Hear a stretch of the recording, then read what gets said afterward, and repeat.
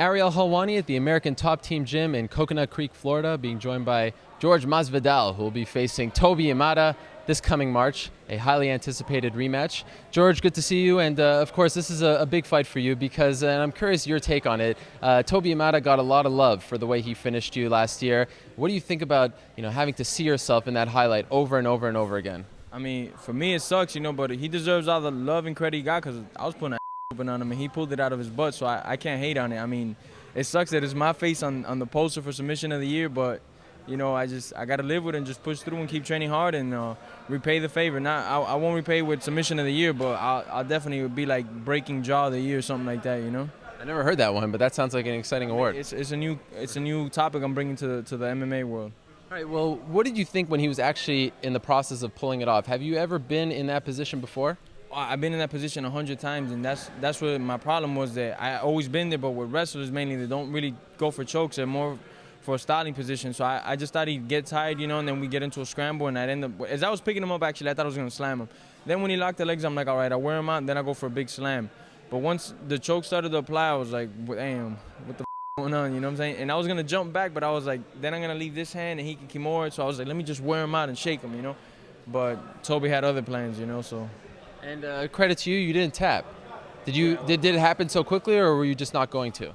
I thought, man, the whole time I was like, he's going to get tired, and then the choke got real tight, and I was like, well, he's going to get tired, because I thought, I was almost positive he would get tired before I would, But when I saw the video, I noticed the big mistake that I went is that I pushed this arm forward, and I leaned into the choke. I should have, if anything, gone back with it, instead of going into the choke, because as soon as his calf muscle got right under my throat, that was it, the choke got me, but I wasn't going to tap no matter what, How many times have you seen that video? I've seen it enough times.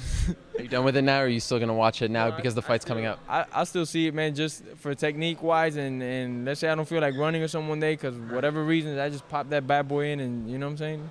I get motivation to go do something, Now, I think it's a good move by Bellator to make this rematch. There's a lot of interest in this fight. Did you ask for this rematch, or did they come to you and present it to you? I mean, as soon as the fight was over, I was asking for the rematch. I'm a sore loser. I was like, man, I want a rematch, Of course, Toby had to do his business, either beat Eddie or lose to Eddie, But I just wanted the rematch, It hurt me in a lot of ways. Lost a lot of money, and just losing a fight sucks, you know what I'm saying? So, especially if you're winning it the whole 3 rounds and then boom, you get caught. It's like, damn, all that work for nothing, Yeah. So what do you think about being a part of the Bellator promotion? Because it seems as though the first season, very solid. Now they've got a new TV deal. They're signing a lot of young, great fighters. They're doing the tournament again. Are you happy with them?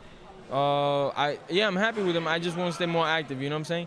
Luckily, though, they do give me the option to be able to go to Japan and fight other places, which I like a lot, you know what I'm saying? But as long as I stay busy with any promotion, I'm happy, That's my number one concern. I want to start getting 5 to 6 fights a year. That's what I've been trying to do, but usually I ended up getting like 4 to 3 fights a year, So I want to be able to get 5, 6 fights this year. That's my main concern. Do you like the tournament format? Yeah, I loved it, man. That allows me to get a lot of fights.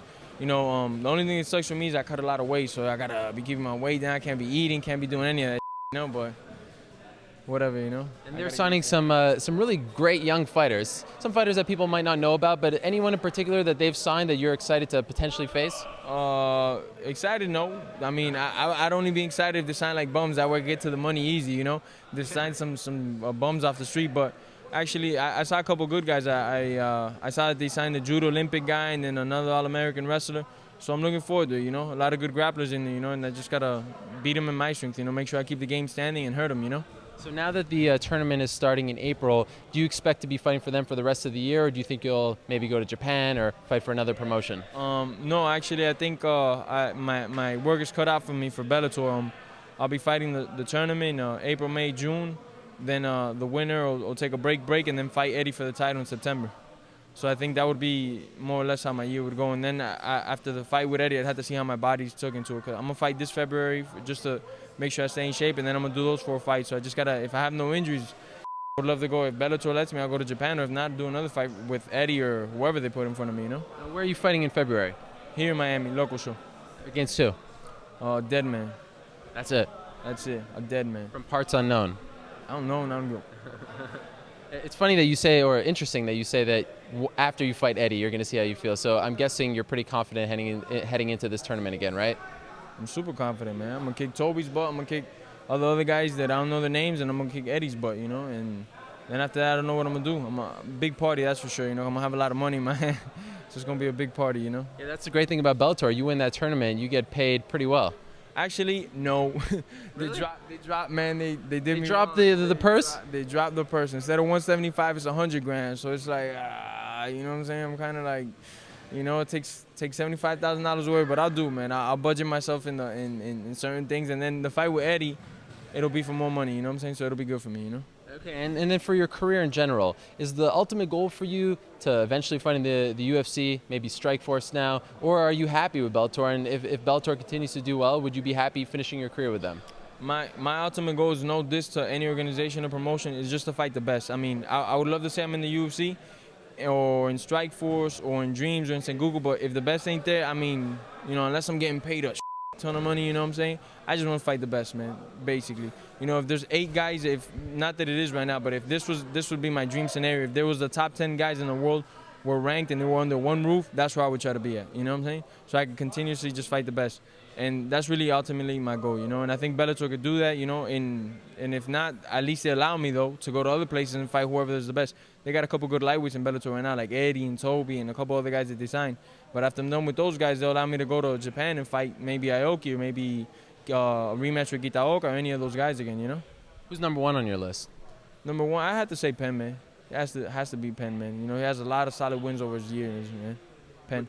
What do you think of Aoki's recent, you know, his gestures after his recent win when he was flipping off the crowd and all that? I thought, well, you know, a lot of people say it was uncomfortable, but I don't know, man. Maybe Kitaoka, you know, slapped his mom or something. I don't know, man.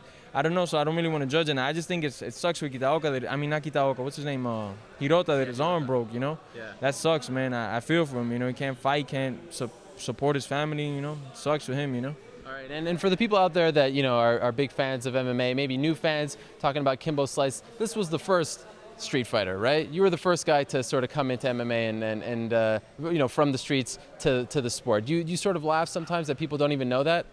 I don't really care. Yeah, I guess I kind of laugh, you know. I don't know. I don't really. I just, since I had. Are you happy to shed that label?